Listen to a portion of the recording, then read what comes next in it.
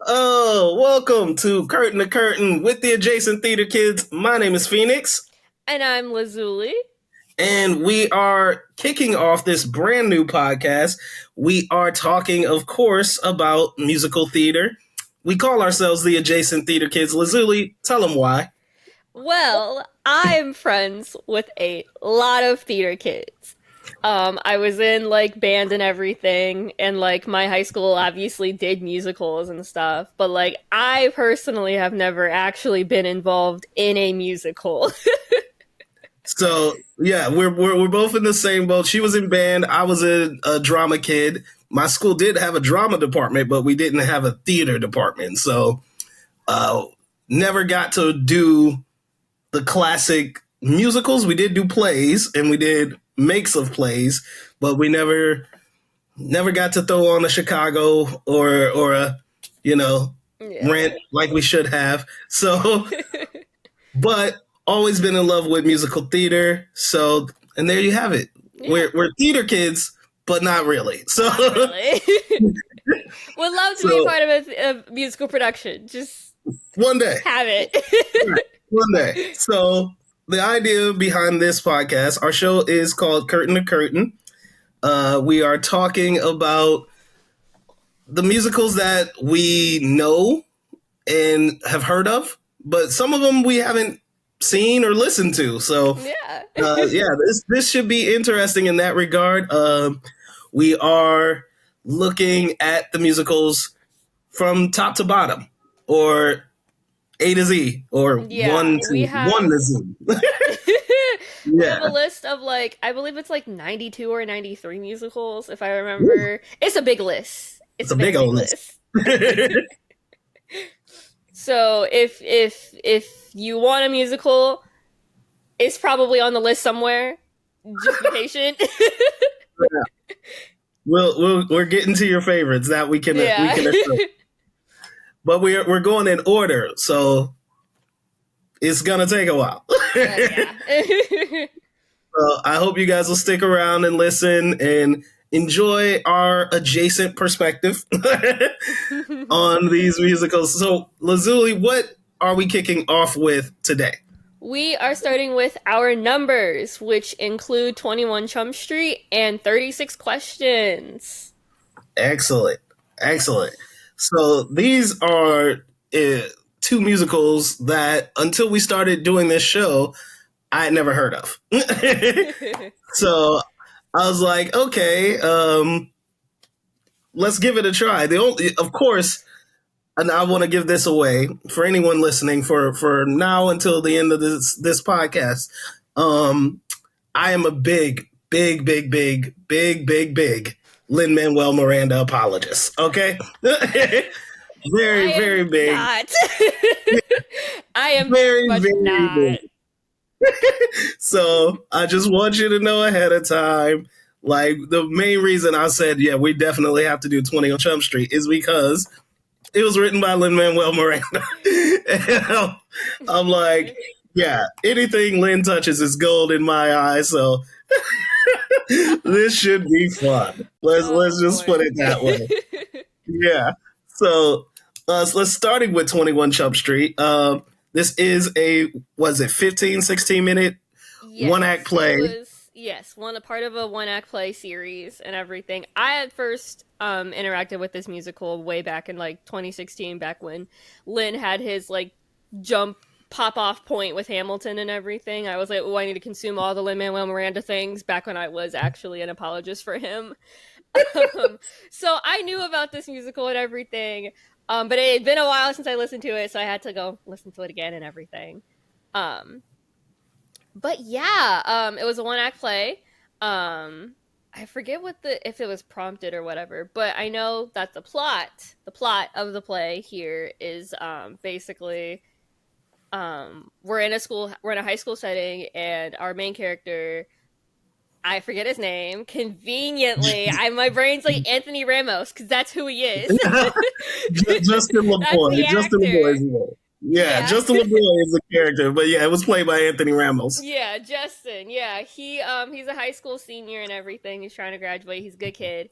And he meets this girl who he meets this girl who's so pretty. She's a new girl and everything. Oh my goodness, she's so gorgeous. She's so cool. And she wants weed.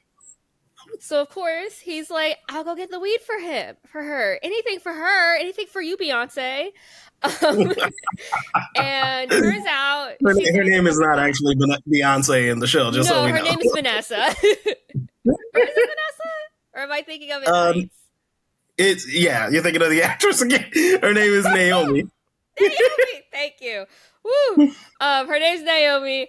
But yeah, turns out Naomi's an undercover cop, and she was trying to, get people for selling drugs and all that fun jazz and everything. So he gets booted to jail and all that fun jazz, and that it ends with the whole "don't do drugs, it's gonna ruin your life" type thing. Right. Absolutely. And like the show is based on this series called This American Life. In particular, the story What I Did for Love, and is about Justin's story. How he basically did this for the girl.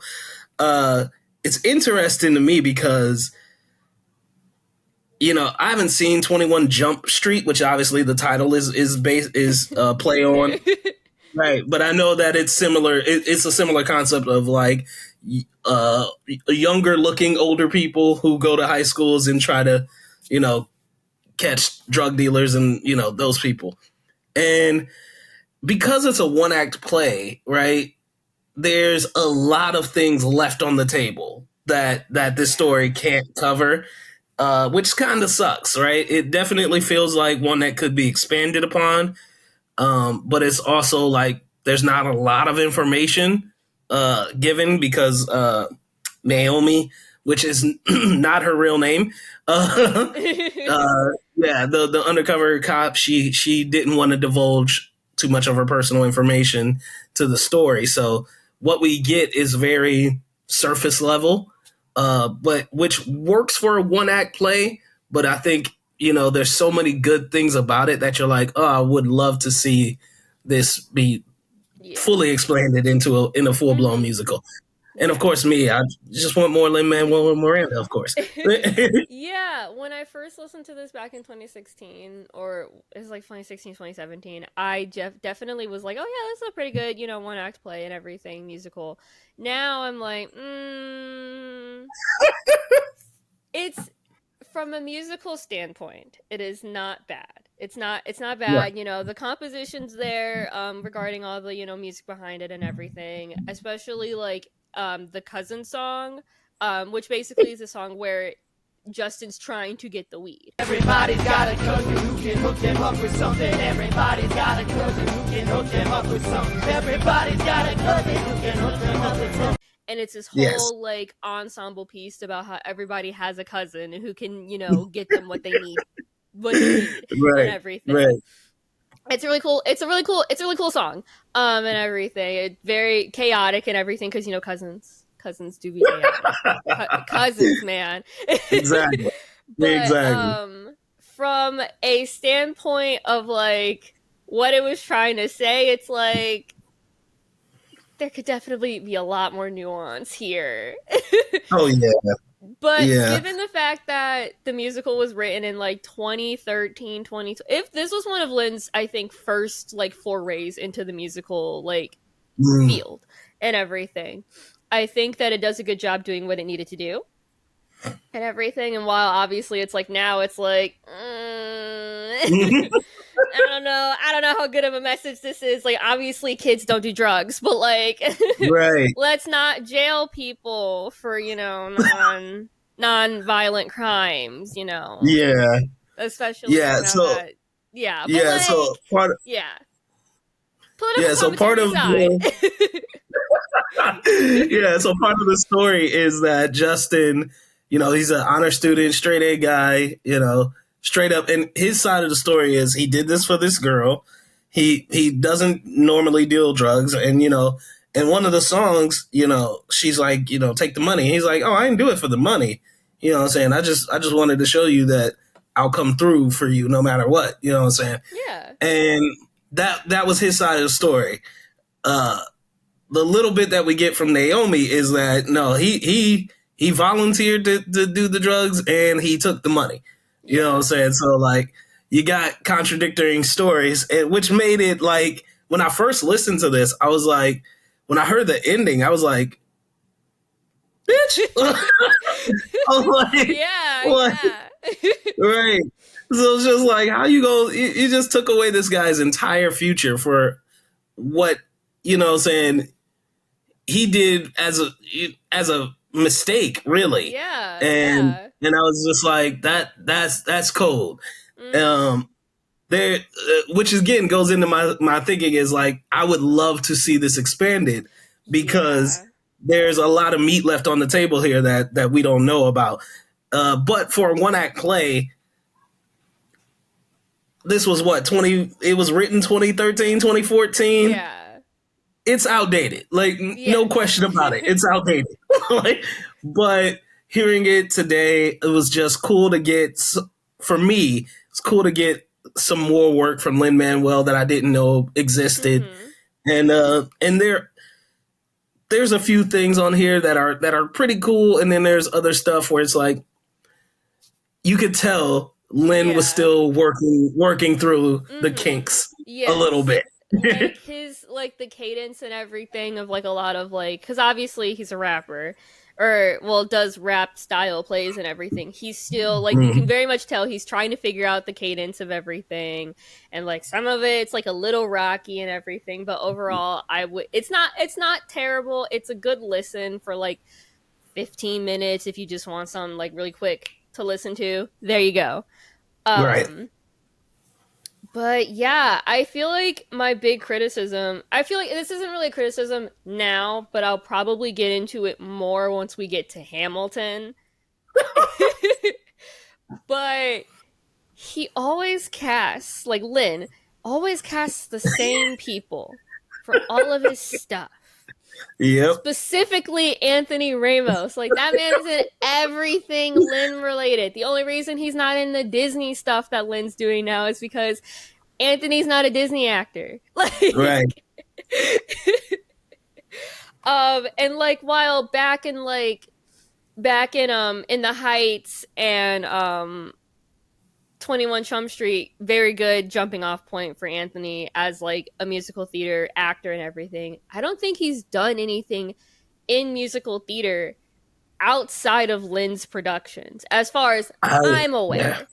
I'm willing to I be don't think I'm so. fully willing to be wrong and to get corrected on that standpoint. But it's like if I'm like listen, I think that Lin did a really good job back in 2015 expanding the musical like space for non-white actors and everything, but it's kind of like Anthony was like only in it for Lin.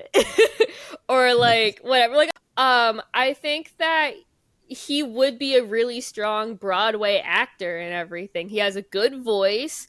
And he has a very strong stage presence. He's versatile and everything. Like he's good at playing characters that are young, like Justin, like his character in The Heights and everything. But he's also good at playing, you know, older characters, like in Hamilton and everything. But we don't ever see him in anything else, and it's like, ugh, come on, Yeah, Anthony, I know you got it in you. I just looked it up. Yeah, everything he's done was been with Lin Manuel.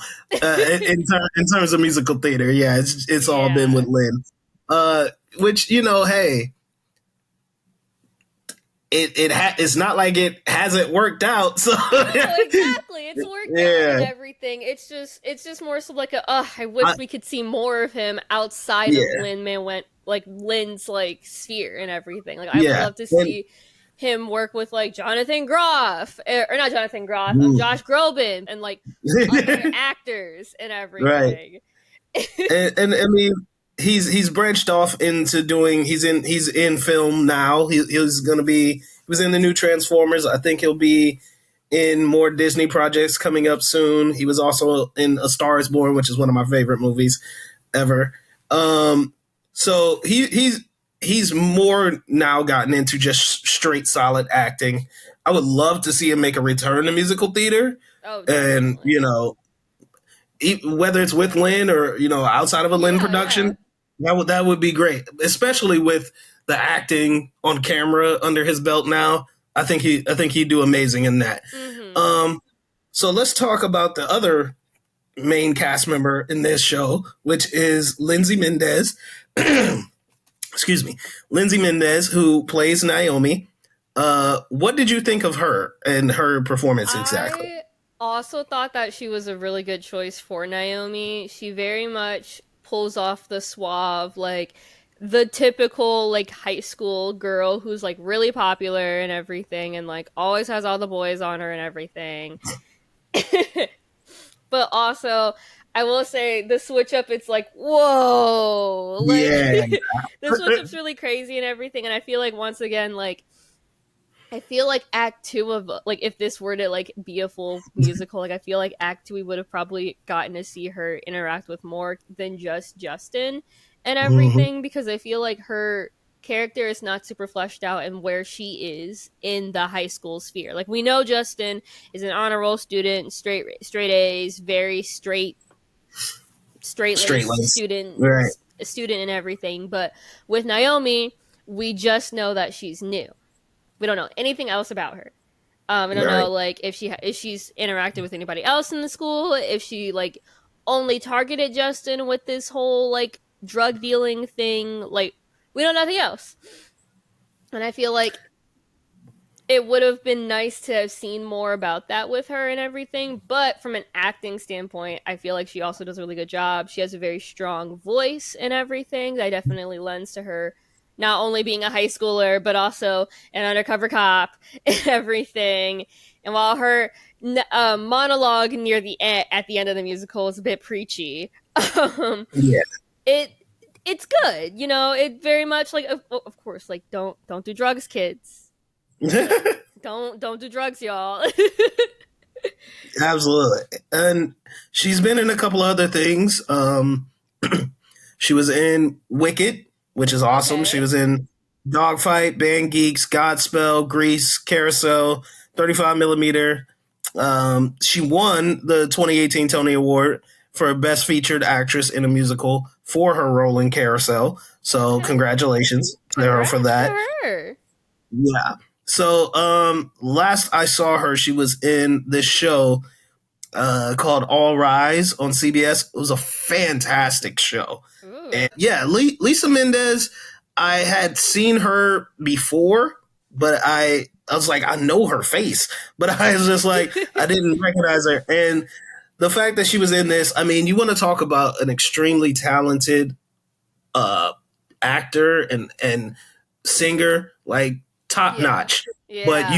you are spot on when you say like we got nothing. Like in terms of character development, she receives literally none of it Yeah. in this one act play, which it only makes sense because it's a one act and we are so following Justin's story and his version of the story throughout it because we know very little about Naomi as a Right. person.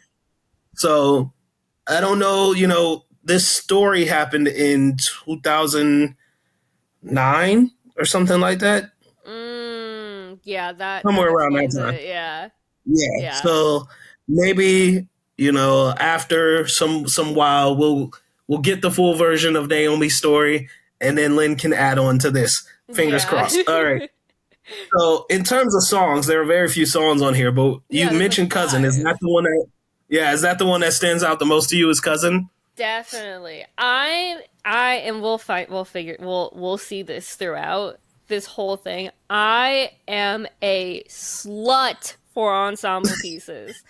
I love a good ensemble song. I also love me a good solo. Don't get it twisted. I Right, love me my good right. solo songs like Natasha Lost. When we get to Great Comet, Natasha Oh, Lost, banger. her, absolutely. Dust and Ashes, banger. But Her, but also I love me a good ensemble piece, and because I just love I love the way that you can really feel that Lynn's starting to get his like layering together in here and everything. mm, Like it's one of the strongest parts of this whole musical is Cousin, in my opinion, just because it's like you got all these layers going on of everybody else's cousin along with Justin's cousin and Justin and everybody being like, everybody's got their favorite cousin that got something, to Right. give and everything, whether it's money, fight, weed, like you need someone to fight, you got a cousin for it. You need weed, you got a cousin for it. You need money, you got a cousin for it. Like, this is very true. Yeah. So, like, I feel like, and especially because, like, this is such an unfamiliar space for Justin, because once again, he's a very straight-laced student. He doesn't do this whole drug stuff. He doesn't do drug deals. He doesn't do any of this stuff and everything. So the fact that it's like layering and kind of sort of like a little like chaotic and everything really adds to Justin, like the feeling that Justin's experiencing during this of like, oh my god, I have to go do this for this girl that I really like and everything, and oh my god, who do I reach out to get what I need to do, like it adds to the like chaos and confusion that Justin's experiencing during this and everything, and it almost the song itself almost becomes its own character, which is really nice.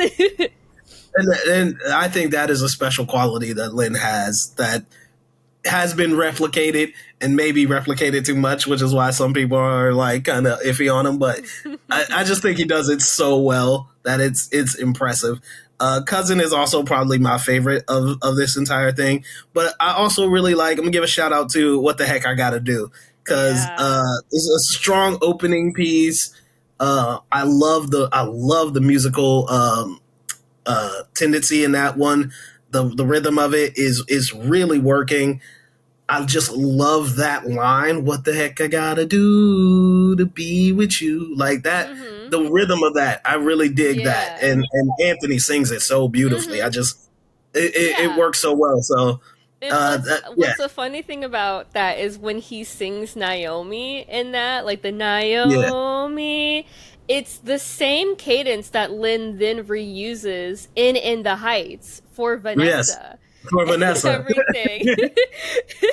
Which is really cool. It's like, okay, Lin, I see you building up your skills and everything. Like I said, I think early Lin-Manuel Miranda, strong. I think current Lin-Manuel Miranda, I'm a little tired. I want something different. Like, it's not even like, oh, I'm just tired of existence. I just want something new from him. I feel like we're like beating the same horse now at this point with him. And everything. So I want something new. It's so funny because what was it in 2021? He had 4 movies, or 4 movies out, because he had In the Heights, the movie production. He directed Tick Tick Boom, which is fantastic. He did an animated movie called Vivo. Yeah, and he was a good movie. Yeah, he was in something else. I can't even remember what the fourth one was. But like, I know I watched all of these, and by the time I got to Vivo, I was just like, oh my god, bro! Like, like come on, like. So that was the only time I was like, all right, bro. Like, I'm starting to see what everybody sees. I'm still with you. But like, I'm starting to see it. So, final grade on 21 Chump Street, A, B, C, D, or F? I would give it a... I'm like stuck between a C+ and a B-. Just because... I'm like... Because the political commentary in it gets it knocked down a grade, in my personal opinion and everything. And I know that it's outdated and everything, but it's still kind of like, But also, like, it is a one-act play and everything, so it's like, okay, so they probably would have been able to add some more nuance if this was, like, a bigger production and everything. But also, like, the lack of character development for Naomi, it's like, oh my god, I want more and everything.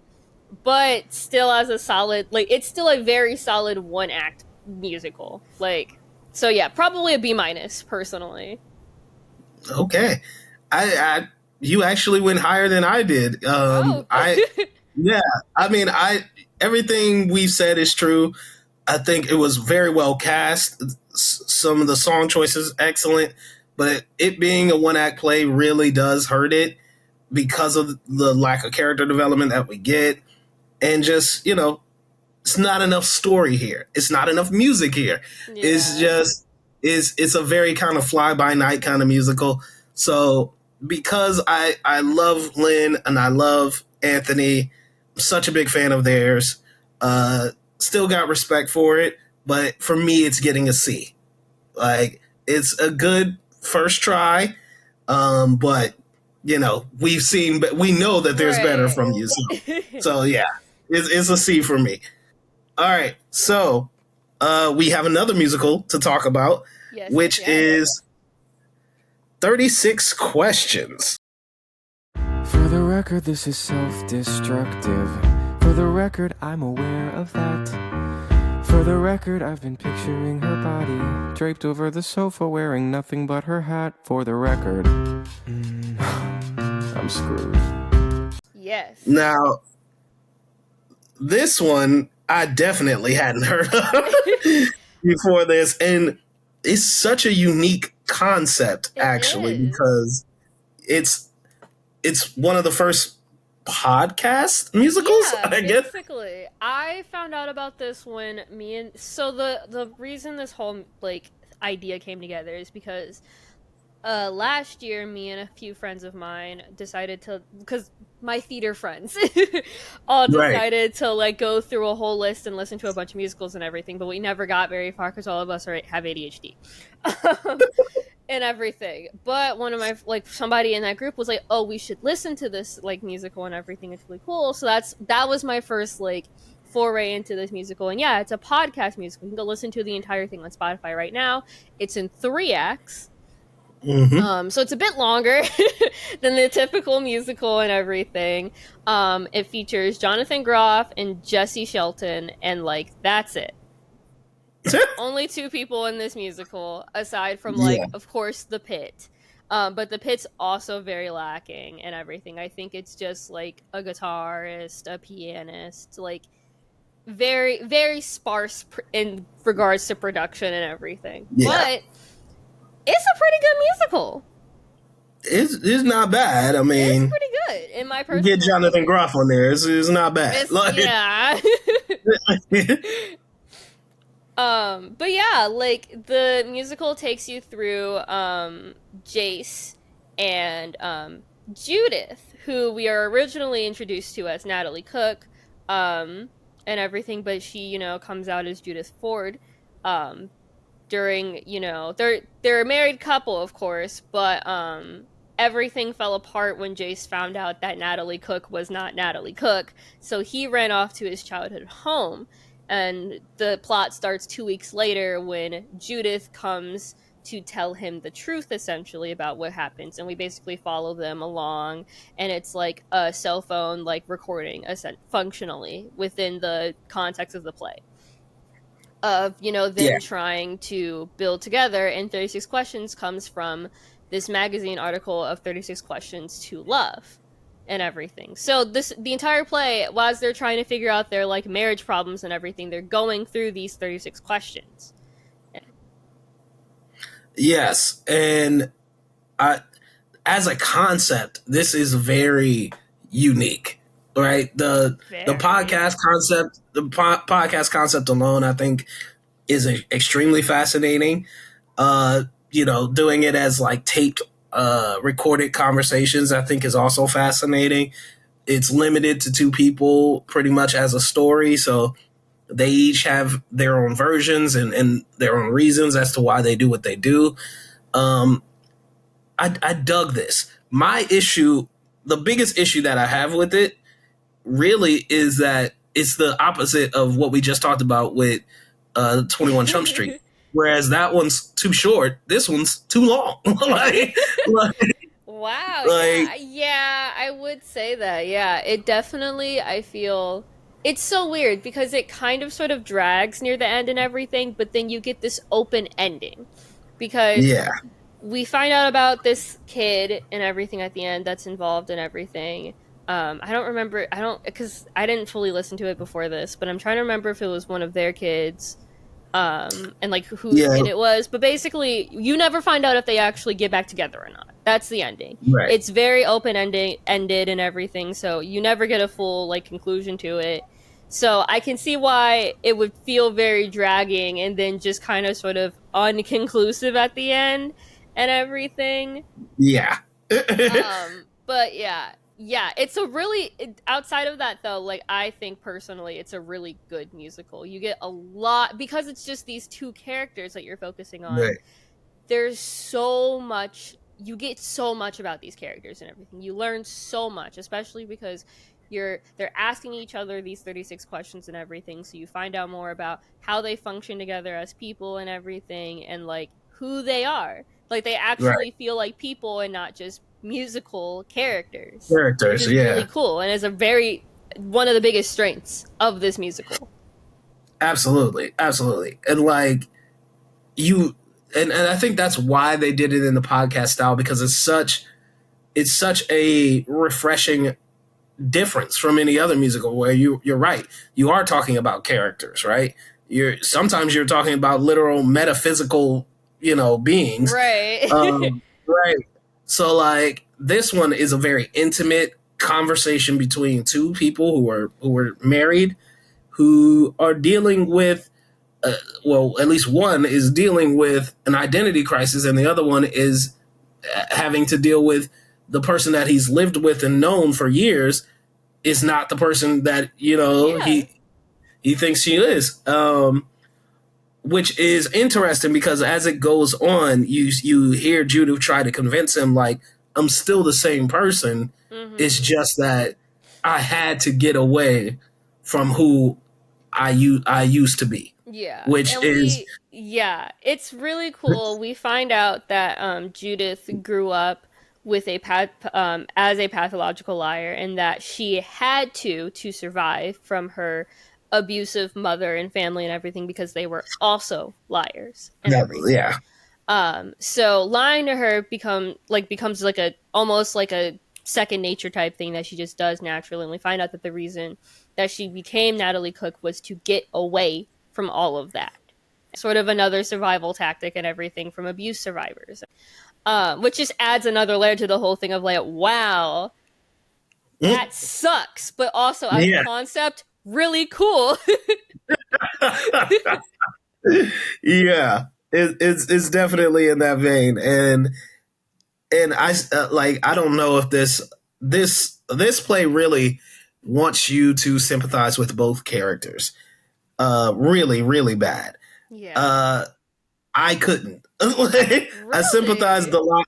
I couldn't. I sympathized a lot more with Jace, just because I was like, I mean, I just can't imagine that. Like someone That's that fair, you've yeah. spent years with, you know what I'm saying, years with and loved isn't who they say they are. You know what I'm saying? Mm-hmm. Like that is a shattering, thing for your psyche to deal with, is like this person whom I've spent years with, whom I've loved, whom we've done all of these things with together, who knows so much about me, wasn't telling me about them. You know what I'm saying? So Yeah.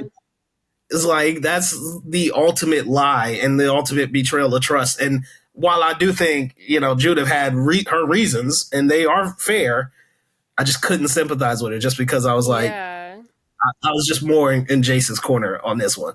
No, yeah, Uh, that's fair. And I think that also that whole like thing of like, oh my god, this is like a really fucked up thing she did and everything also lends to probably why they left it open ended and everything. yeah, Just to let the audience figure out for themselves what to just sit with those emotions. Like, how would you feel if someone that you have right. known for 2, 3, 5 years of your life that you've spent and dedicated all of that time into lied about their whole like self and everything? And while yes, of course, in the musical you find out that she was trying to be as true to herself as possible with him, it's like, Hmm.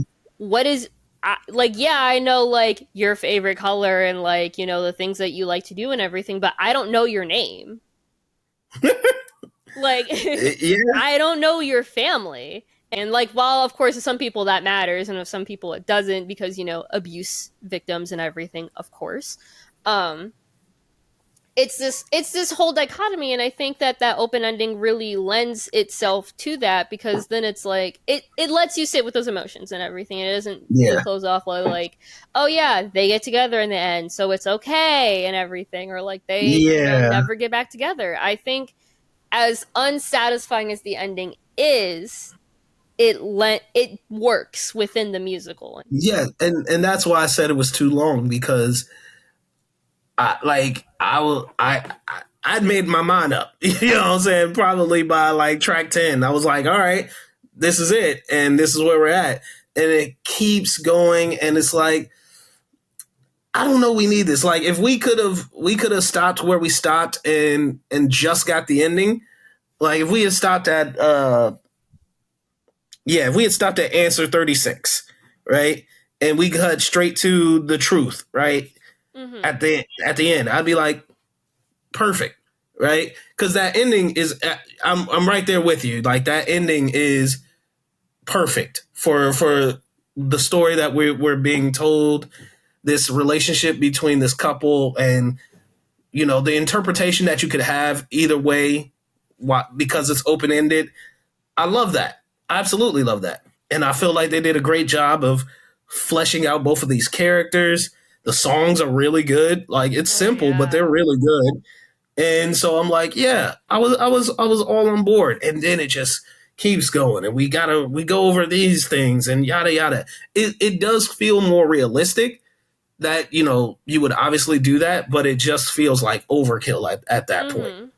I Yeah. Yeah, I feel that. I think probably part of the reason why it probably drags on, it too probably has to do with like how marriages work, how like Mhm. usually, especially this is mostly seen in divorce problems and everything, but like they drag for Yeah. years. Some divorces drag for years on end, and I'm sure that was probably part of the reason why the writer and directors behind this decided, okay, while we could end this here and it would feel nice and everything, we should probably have it drag to represent, like, to have it feel more realistic as a relationship type deal. Yeah. Um, but I do agree that This- yeah, it does. It's not, by that point in the musical, you're kind of sort of done, and everything else after it kind of sort of is like a okay. okay. Yeah. Because, Eh. yeah, like, I don't know when. I'm sure it says it at some point, but like, their relationship ends somewhere before like 2010, right? It Yeah. ends somewhere before 2010. Then he has like a 5-year relationship with someone else, and then we come back to this story again 2 years after that.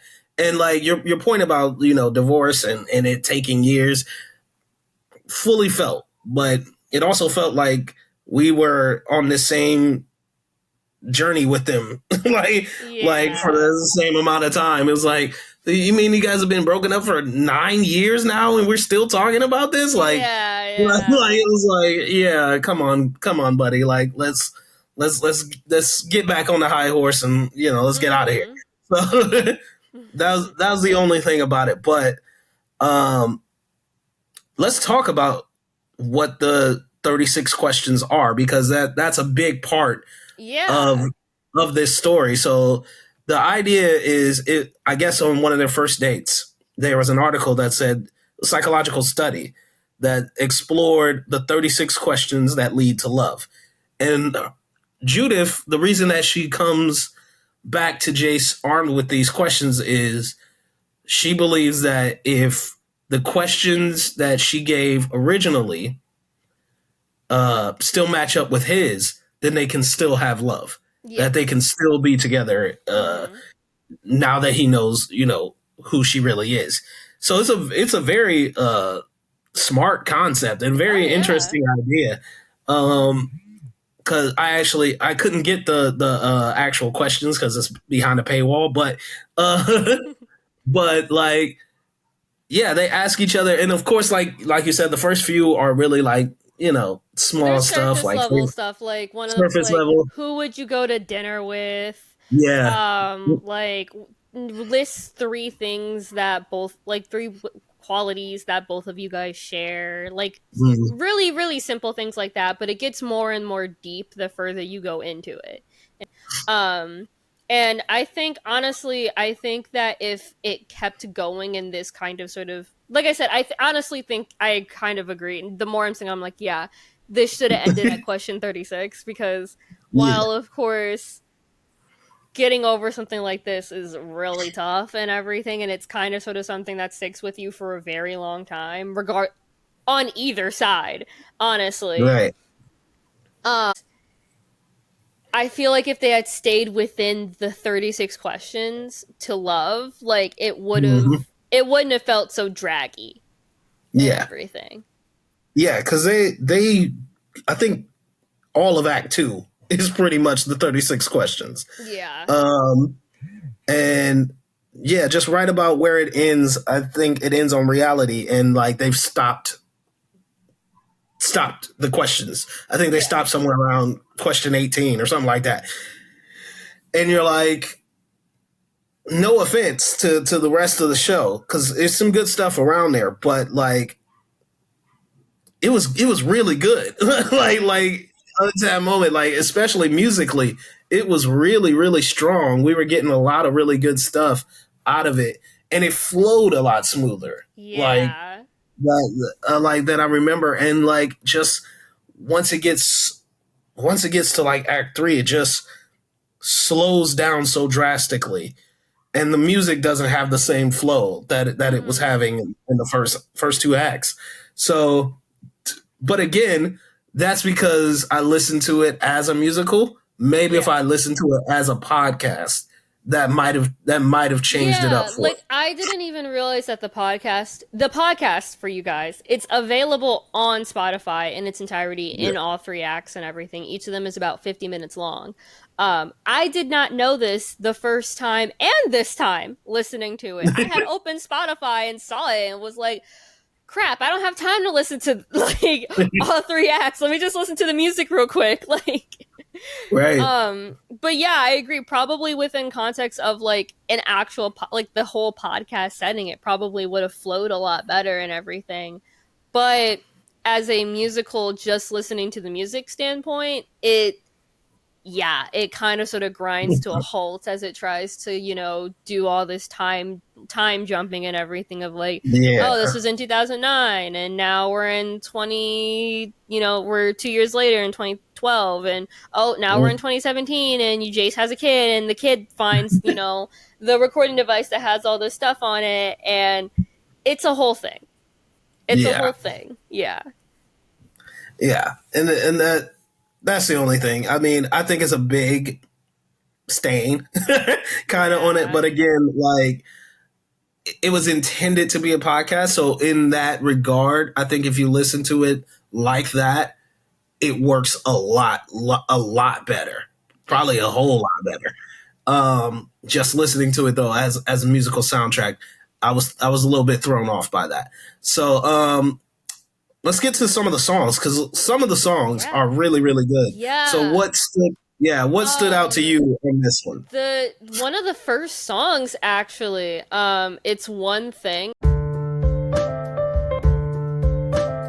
One thing, I came out here for one thing, and that little bitty one thing was to forget about you. But I guess I've learned something, that there's never really one thing, 'cause pretty quickly one thing evolves into two or three or more. For example, see the light in the hallway? It was always flickering. Ever since I was little, it was always flickering. After 3 days here, it was unbearable. My list grew. 2, fix the light bulb, and 1, forget about you.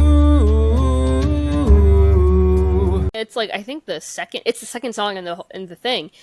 It's Yeah. Jonathan Groff, as he's explaining in his childhood home, like all of the problems that have come from him trying to fix this one thing.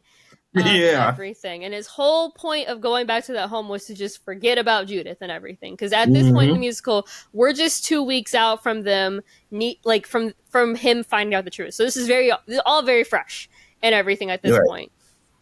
So he's like, yeah, I just wanted to fix this light that's been flickering on and off constantly. It's been doing that ever since I was a kid. It's been 3 days in, it bugged me enough to where I just needed to fix it. And the house becomes its own character in this sense, as in this whole Right. thing, because it just keeps adding on to the thing and everything. Like there's black mold, a whole wall gets taken out, needs to be replaced and everything. There's pests, there's a duck and everything. Like it's a really good, strong, and a very good. It lends to Jonathan Groff's strengths and everything. I Oh, feel like absolutely. Jonathan Groff was a great choice for Jace and everything, because you really feel the just frustration building as he's like, I had to deal with all this stuff with this house, and now you're here. Right. Like, But I also think the house metaphor is a great example of their relationship because, definitely. you think it's something small, right? One little lie is something small. And then as it goes on, you realize, oh no, it's rotted this and this whole thing has to go away. And you basically, off of one lie, you've built a house on a foundation of lies, and Yeah. now it can't stand anymore. So Mm-hmm. like I think it's a brilliant, brilliant observation of, yeah, I'm trying to fix this light, and then I discover all of these problems. It's very much like you were just trying to tell this one lie, and now it's built a whole house of problems. So I do Definitely. love that. I love that concept. Yeah, and Um, I especially love during it at some point, when he's let Judith into the house and everything. He like, as he's like complaining and everything, and she's like, "Come on, let's just do this one thing, please," and everything. mhm. He's like, "Stop getting closer to me. Just stay on your side. Why are you coming?" Like, it's such a little like funny character detail and everything to an otherwise relatively tense song that it's like, look at you, smart writer, go. Yeah, and it sucks kind of that it's in podcast form because like I would kill to see this like Yeah. visualized because I think that would add so much to it. Mm-hmm. They I believe they planned a film adaptation. I don't know if it's going to come out, especially yeah in 2020 Yeah. they were going to do that. Oh So yeah, we but all know what what happened happened that in year. So 2020? So and now they got strikes to deal with. So yeah, oh there's yeah. no chance of it happening anytime Yeah. soon. But yeah, It would be a really couple nice of to see an adaptation of it though. oh, absolutely. Another song for me that I really dug was "We Both." It's when they're finally sitting down to answer the questions, and he realizes like so much of what I know about you is still the same. You know what I'm saying? Yes. We both still feel the same ways about certain things, and Mm-hmm. Like, and we both it's a work hard at the bar. right. We both, think the other's better at cooking and everything. Like little like details about, like, you would only find out like as actual people and everything. Like these are little things that you would never fully flesh out like for a character in a musical, but because of it being such an intimate musical and everything about just these two characters, you get those little details like that. Yeah, and I love that, and it's such musically, Oh yeah. it's really really great, really catchy, really again it just flows. Like one of the things that a lot of people complain about when it comes to musical theater is they don't understand how people can just randomly burst into song. Yeah. But the thing I love so much about this one is the songs are weaved so effortlessly into the dialogue, you almost don't notice them. Yeah, Like, it but continuously feels like a conversation's just happening and yeah, everything. And it doesn't necessarily follow, like, it follows that rule of like, oh yeah, once an emotion is big enough and everything, you right. don't talk through it, you sing and dance about it and everything. Mhm. But it does it in such a delicate way that, like you said, you barely notice that they're singing Right. at various points.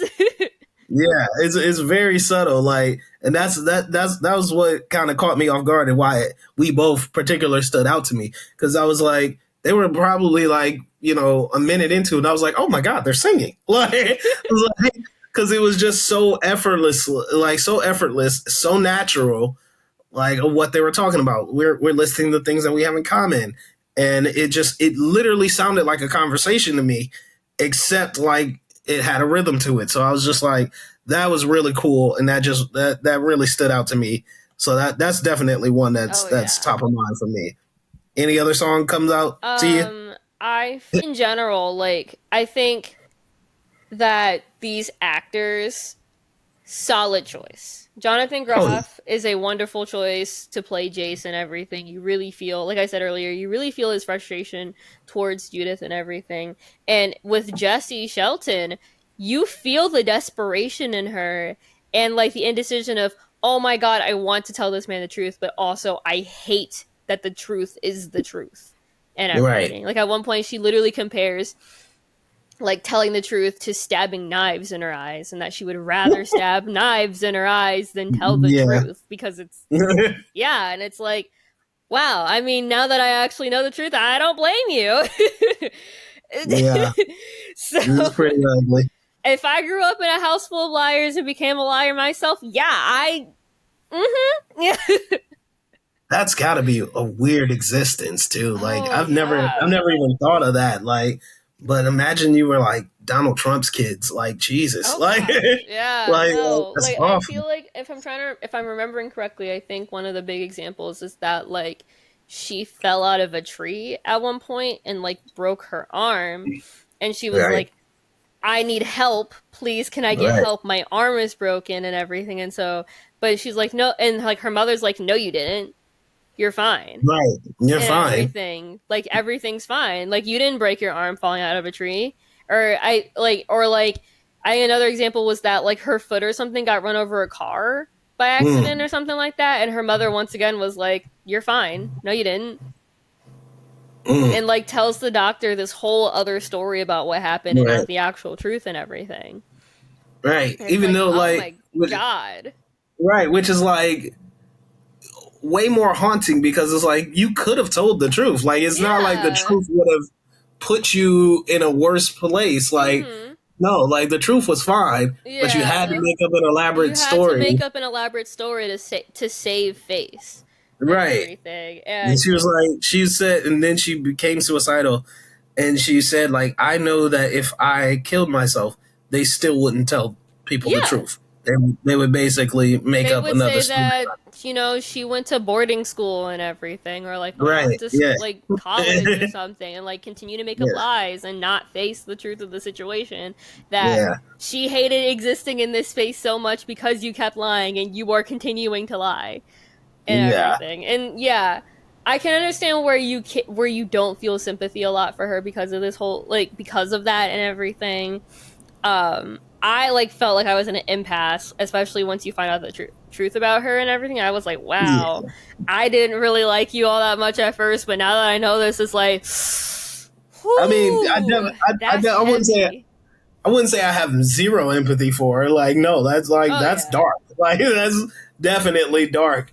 But like, it's just like, I felt kind of how Jace felt at the end. Like, no, that's awful, and I sympathize. But I still cannot let you back in my life. Like, it's impossible. Like, probably love you forever, but like, that's just like, you're so psychologically damaged that if I let you back in my life, I'm only going to continue to damage myself as well. Right. So it's like it's a truth that I think he recognized early. And it was just like, and that honestly, based on like what we see, it was best, I think, for both of them, because I think at one point Judith near the end gets therapy and actually starts working through this and everything, and then shows up way later because Jace's son Cooper is like, what's up with this, and reaches out to Judith, and Judith's like, I fucked up. And Yeah. everything. Like, here's my reasoning why, but I fucked up real bad. Yeah. So, yeah. Another Overall, though, song. solid. Oh, yeah, sorry, go ahead.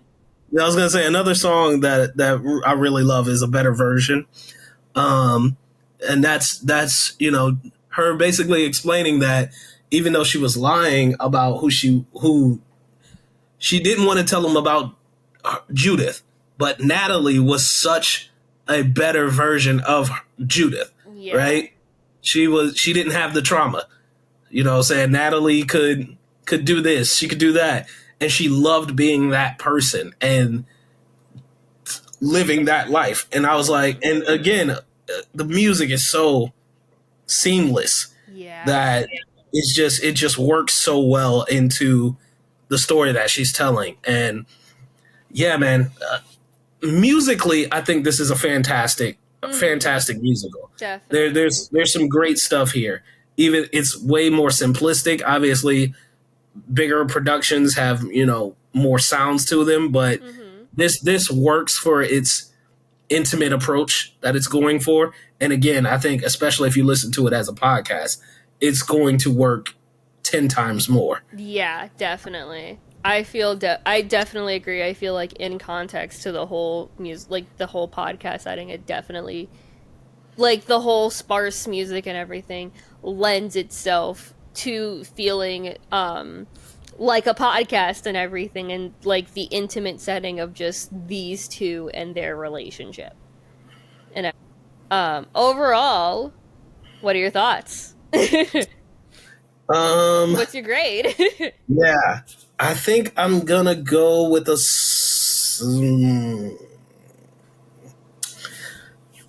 think I'm gonna go with a B minus here.